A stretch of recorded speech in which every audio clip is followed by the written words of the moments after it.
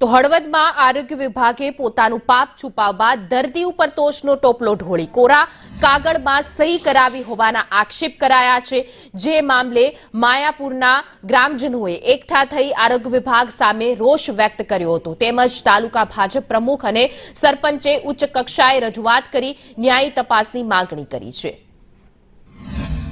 માયાપુર ગામના વ્યક્તિ ભરતભાઈ ગોવિંદભાઈ કણઝરિયા નામના વ્યક્તિને જે ડોક્ટરો દ્વારા અપહરણ કરીને પોલીસ સ્ટેશનની હાજરીમાં જેને નિવેદન દેવામાં આવ્યું હતું એ ભરતભાઈ દ્વારા ખબર પણ નથી એમને કે ભાઈ મારું નિવેદન કેમ લેવામાં આવે છે। મને કે ગાડીમાં અહીંયા પોલીસ સ્ટેશન સહી કરાવી લીધી કોરા કાગળમાં એ નામ પતો નથી લખતો